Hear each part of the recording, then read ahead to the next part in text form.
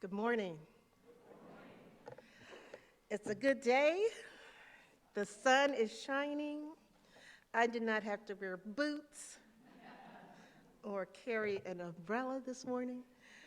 Um, so my name is Vanessa Washington.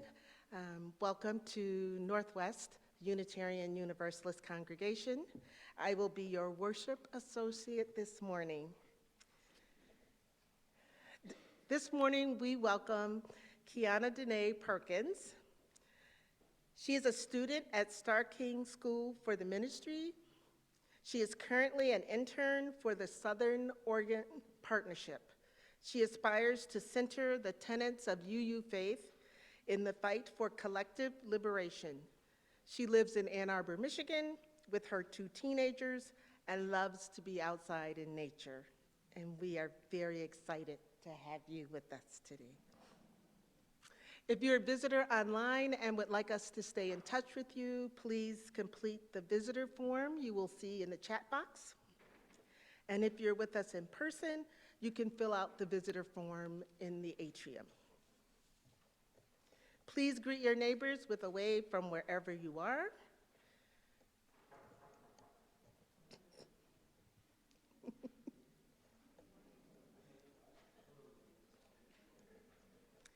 Before Alex starts the prelude, let us all take a deep breath and settle into a time of worship.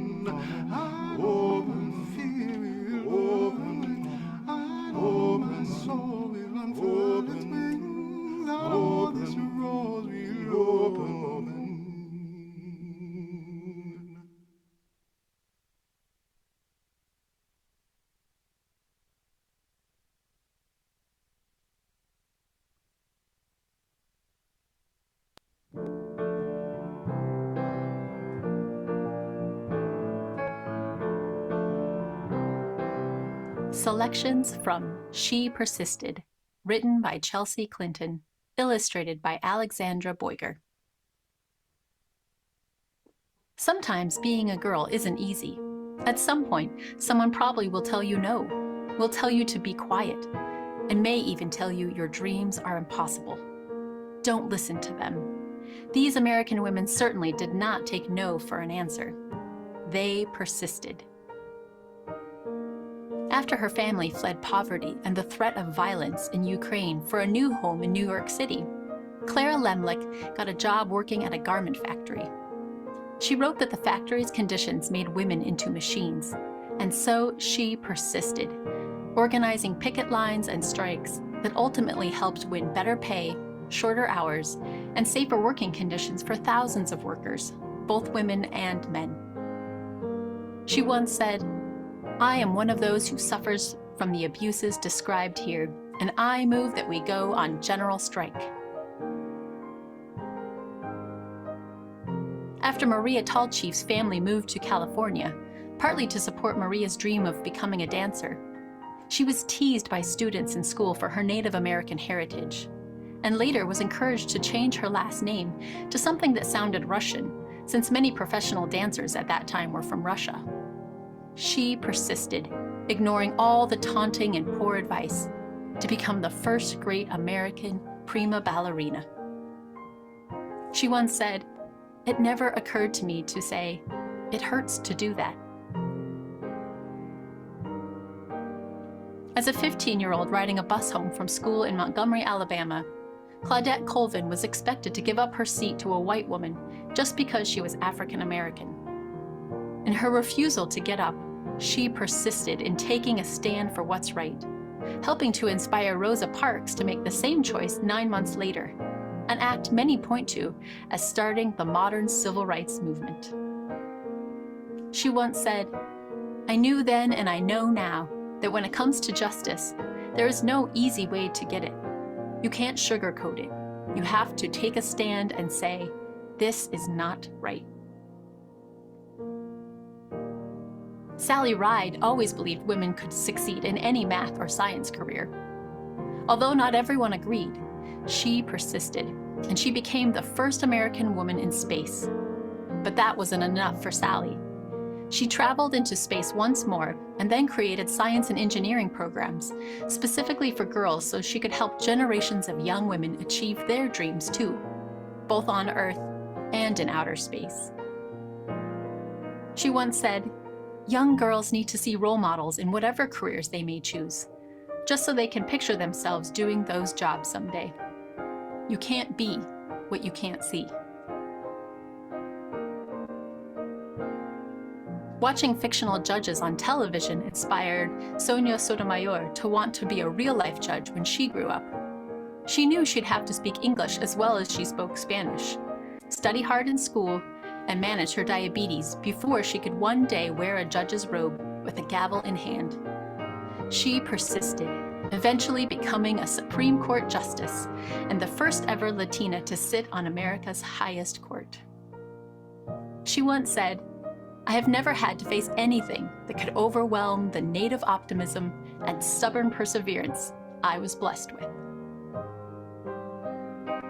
So, if anyone ever tells you no, if anyone ever says your voice isn't important or your dreams are too big, remember these women and more. They persisted, and so should you. The end.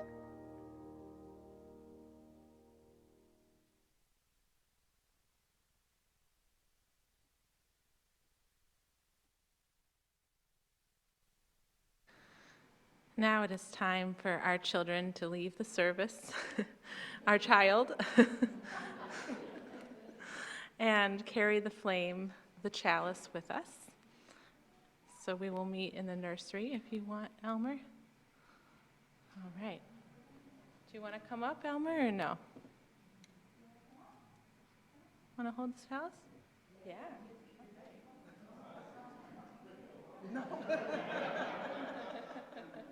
Feels like I woke up this morning. I'll carry it today.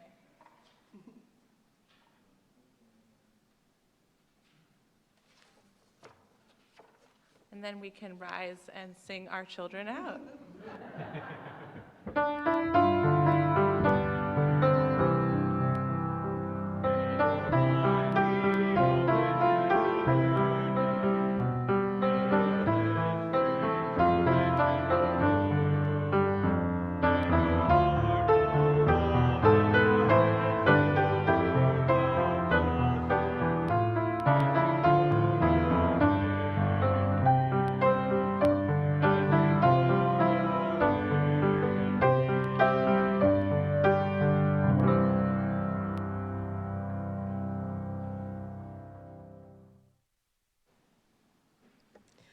One purpose of a religious community is to encourage all who gather together to grow more generous in spirit and in action.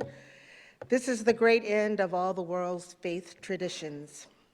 We now take an offering that allows us to exercise that all-important generosity of spirit, an offering that will mutually support this self-supporting congregation and the shared plate recipient. Every other month throughout the year, Northwest shares 50% of the plate collections with the Southfield Emergency Needs Fund. Their goal is to help residents overcome personal hurdles to achieve a satisfying and productive quality of life. Human Services is a division of the Southfield Community Relations. If you would like to donate, you can do so in a variety of ways that will be on your screen.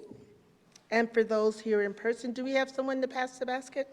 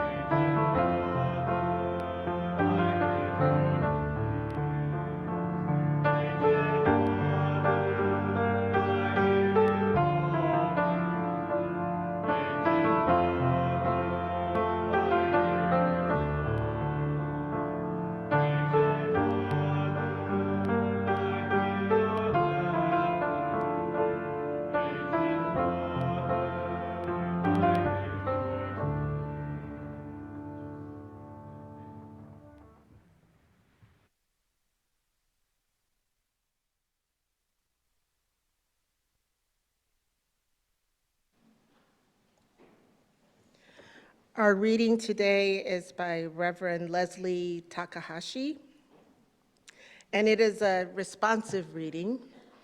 After each line, you will say, "We are connected." Despite distance and fear, we are connected.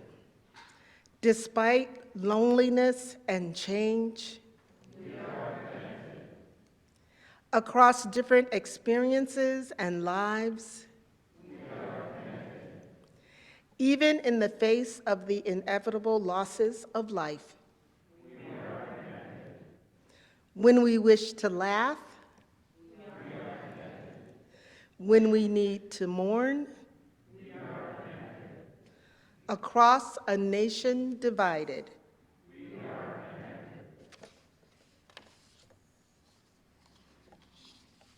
even when we dance alone in a room, in the heat of the sun,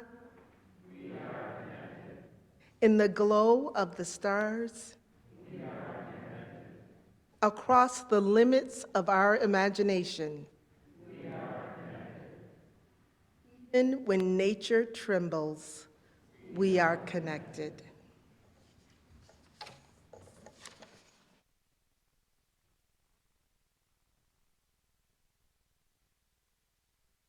Good morning, good morning, good morning.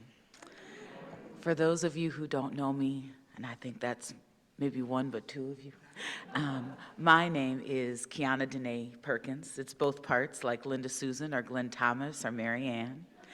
I am a student at Star King, and I also get to serve 3 communities in Southern Oregon. There's 4 things I need to do before I get started on my sermon, because it won't sit right with my spirit. I want to thank Ben for asking me to be here today. I want to thank Vanessa for being an amazing associate, and Alex is running marathons back there. Their foot tracker is gonna you're done at 1 o'clock. It's gonna click 1,000. You'll be good.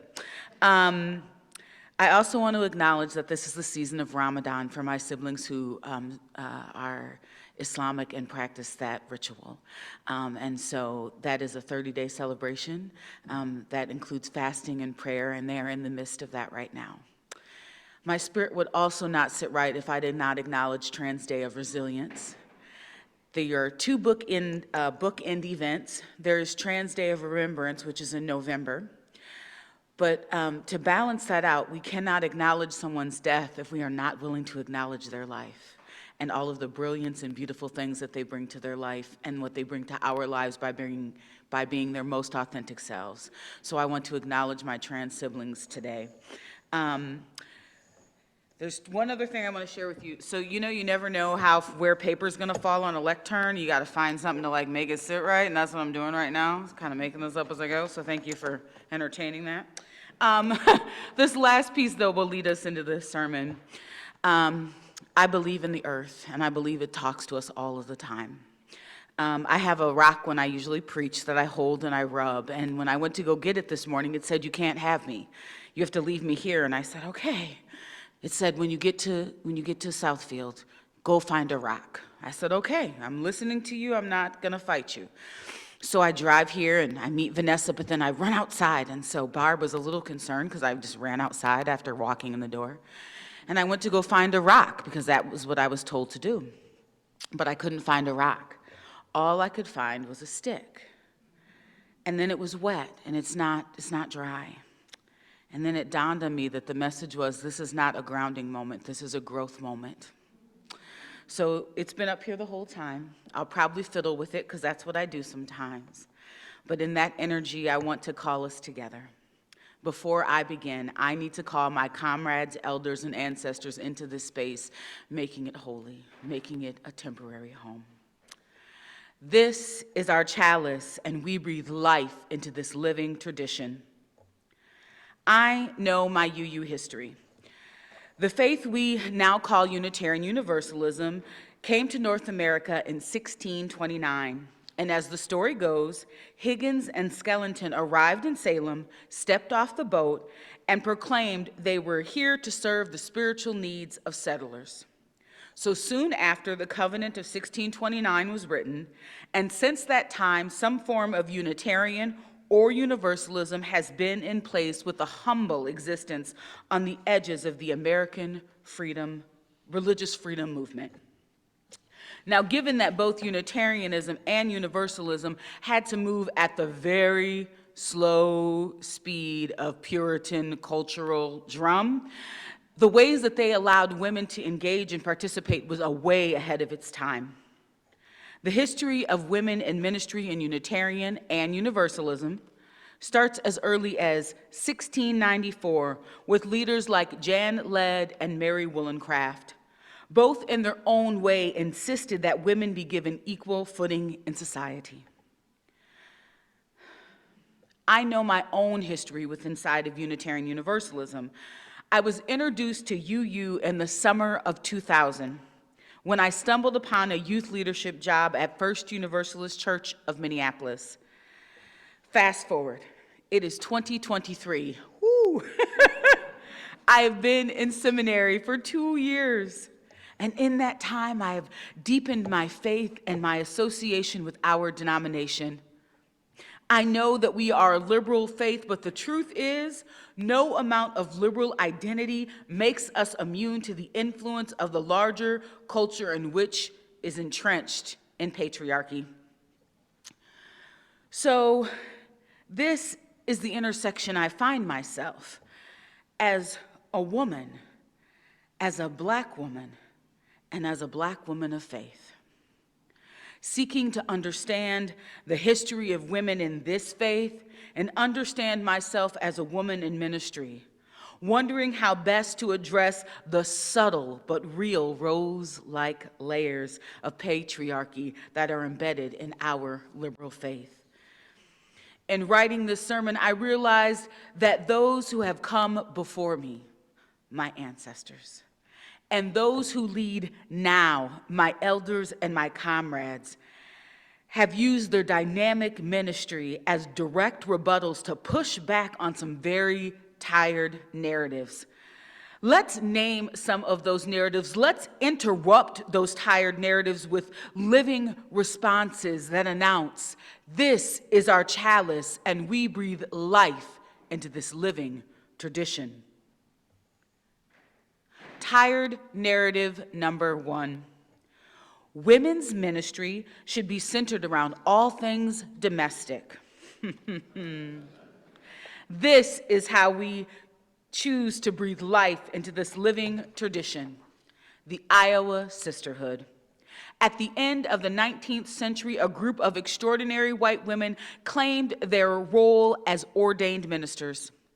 In 1875, led by Mary Augusta Safford and Elizabeth Gordon, 21 white Unitarian women founded the Iowa Sisterhood to serve churches throughout the Great Plains. The Plains were a place where women were allowed ministerial authority due to their willingness to step in and serve, and for their tenacity in the face of hardship, which in effect was the legacy of their ministry. The Iowa Sisterhood sought to make churches extensions of the domestic hearth, expanding the traditional role of women beyond home and into church, bringing social events and classes on domestic arts into the week, moving the church past Sunday service. In my research, I learned the women of the Iowa Sisterhood were seen as an embarrassment among the clergy back in Boston. And by the turn of the 20th century, society in general had experienced a reassertion of male authority, and the sisterhood aged, but they did not expand. Overall, it was not a large movement, nor was it long-lasting. However, in its time and in its place, the Iowa Sisterhood was a shining vision of women who were called to minister. Tired narrative number 2. Women's ministry should be centered on children. This is how we chose to breathe life into this living tradition. As a collective, the women in Unitarian Universalism decided if we are going to regulate childcare and education to women, it will be the best faith formation and spiritual education any faith can offer, any faith community can offer. They gave us our religious education program, which equips caregivers with tools to help raise children that are kind, respectful, fair-minded, caring, and strong enough to side with love and fight for justice. They gave us the Religious Education Association, which we love our acronyms, we call it LRETA, because it is dedicated to creating a world guided by love, justice, and equity through their mission. And they also host our Religious Education Credentialing Program, which serves to promote professional development, standards, mentoring, and accountability and recognition. And last but not least, they gave us OWL, our comprehensive sexual health program, Our Whole Lives. OWL is the cornerstone of UU faith formation. The OWL program dismantles stereotypes and assumptions, builds self-acceptance and self-esteem, and fosters healthy relationships and improves decision-making. Overall, in their work, the leaders, community organizers, and caregivers have elevated faith formation into its own ministry. Tired narrative number 3. Women ministers should meet European beauty standards and Puritan ideas of femininity. They should present in ways that center the white gaze, comfort, and desire. And further, you cannot hold complex identity. Otherness or variation is outside of the white male comfort zone. How you present and align with white male definition of normal is more important than your spiritual acumen, presence, or power. This is how we choose to breathe life into this living tradition. I give to you blue lipstick Saturdays at General Assembly. This story is a paraphrase and a reshare from Reverend Elizabeth Mount from their Facebook archives, and they also note the contributions of Reverend Casey Slack and Reverend Julian Soto, and many others. The story goes like this.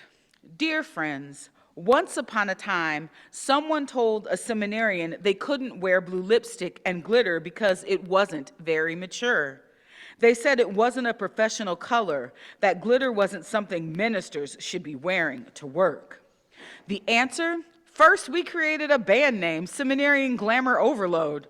Next, we created an annual action that says, our bodies, starting with blue, glittery lips, are an act of queer solidarity and a rejection of your respectability politics. We are unapologetically a part of this faith. The seminarian glamour overload started with the experience of a seminarian. However, make no mistake, people feel very comfortable and confident even in telling women in faith roles what's professional, commenting on their dress, their hair, nail color, body shape, and clothing. There seems to be no filter on the feedback people feel entitled to share. I have heard some of these comments myself as a large body Black woman with locks. Tired narrative number 4. Black women can be ministers. However, their lived experience as Black women should never be acknowledged or factored or adjusted toward. It is a point of public diversity, but privately it is an invisible truth. And further, my ministry should never reflect my experience as a Black woman. My proximity to white comfort is more important than my spiritual acumen, power, or presence. This is how we choose to breathe life into this living tradition. Frances Ellen Watkins Harper was born in 1825 in Maryland when slavery was still legal. Born to free parents, she was never a slave, but by age 3, she was an orphan and living with relatives in Baltimore. While living and working with a Quaker family, she was given full access to their bookstore. By age 20, she had written enough poems and essays to publish a small book. The abolitionist papers began publishing her work, and in 1854, she gave a public lecture on the education and the elevation of the colored race. Her words helped Americans across racial lines understand their common humanity and common yearnings. She shone a light on injustices so that others might see it more clearly. And in May of 1866, Harper addressed the 11th National Women's Rights Convention in New York City, where she sat on the platform with Elizabeth Cady Stanton, and Susan B. Anthony. And in that speech, she shared this quote: "We are bound up together in one great bundle of humanity, and society cannot trample on the weakest and feeblest of its members without receiving a curse on its own soul." Tired narrative number 5. Women can be ministers and parents as long as their ministry takes priority over their parenting, and their parenting looks just as dynamic as their ministry. This is how we breathe life into this living tradition. I give you the UUA president and mother, Reverend Dr. Susan Frederick Gray. Reverend Susan received a Master's of Divinity in 2001 from Harvard School of Divinity. Her campaign for UUA presidency centered around 3 themes: spiritually vital, grounded in relationship, and organized to impact. She was elected to her 6-year term in 2017 General Assembly, which was held in New Orleans. In her role as president, she acts as the principal spokesman and minister at large for UUA. She has presided over our denomination during the time of COVID-19, which is not over, but in the later stages. She has given us spiritual and social direction on how to navigate the police killing of more bodies than I care to name.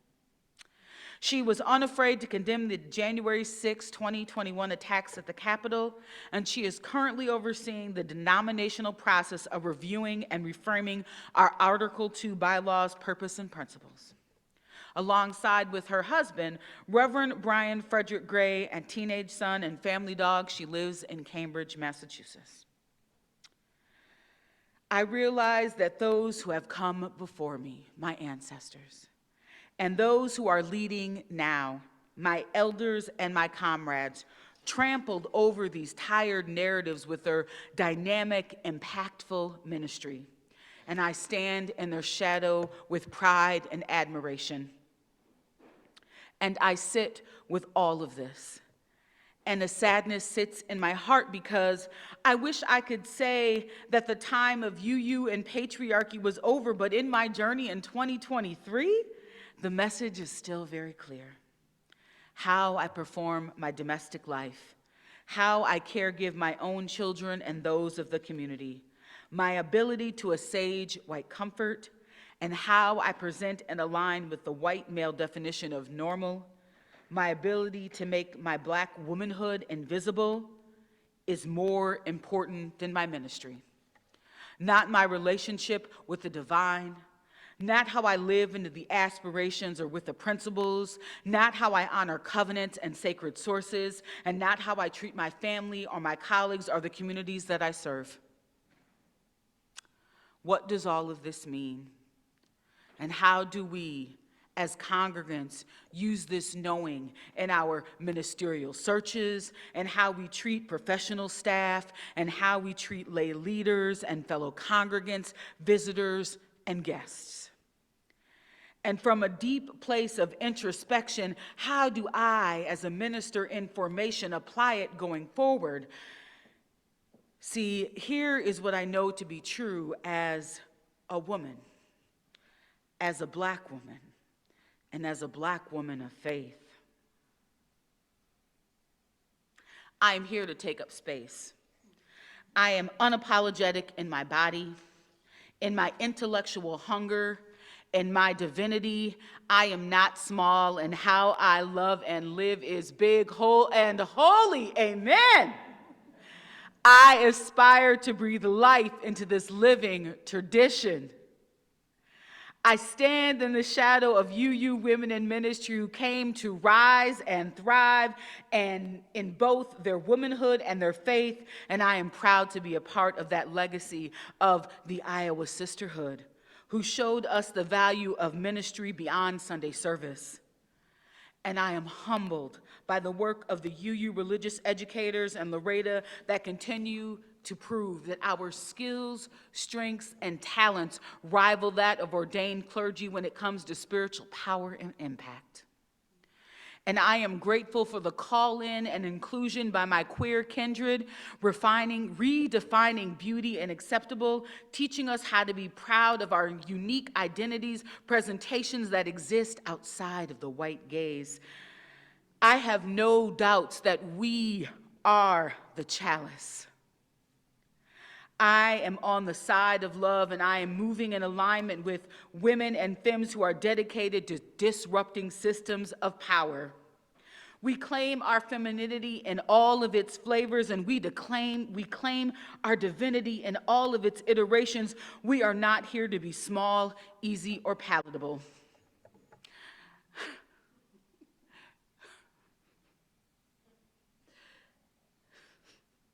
The side commentary in my head wants to ad lib right here, and I'm going to do it, but I want to bring it to you gently because she's a little harsh. Because what she said was, y'all, let them choke. Let them choke. Let them be thirsty. Let them not be able to take me in whole. That's okay. You can try again. But I won't be small for you. We are women of Unitarian Universalists. We are woven into the fabric, and we are dedicated to service. We are living our values: independence, equity, transformation, pluralism, generosity, and justice. And most importantly, friends, we are living love. Because this is our chalice, and we breathe life into this living tradition. Ashe and amen. Please rise as you are able and feel called. We are going to sing a hymn. I know that Alex will put it on the screen. We are gentle, angry people. It is 170. Let us sing together.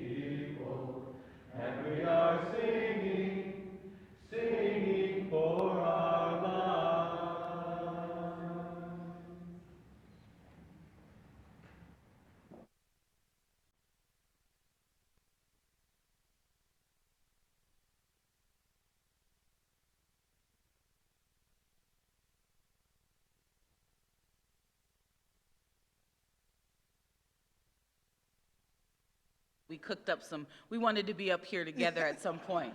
So we switched it up on you. I'll be offering the words. Vanessa will be extinguishing the chalice, but she also has some announcements afterwards, so don't just try to run away on us. These words come from Reverend Kimberly Quinn Johnson. Fitted for this day. We are the ones we have been waiting for. We are not perfect, but we are perfectly fitted for this day. We are not without fault, but we can be honest to face our past as we chart a new future. We are the ones we have been waiting for. May we be bold and courageous to chart a new future. May we have faith in the future that is not known, because we are the ones we have been waiting for.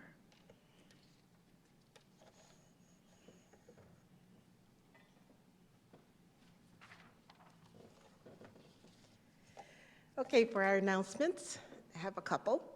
Coffee Hour is being hosted by Jake Myers and Cheryl Goldberg from the Membership Committee.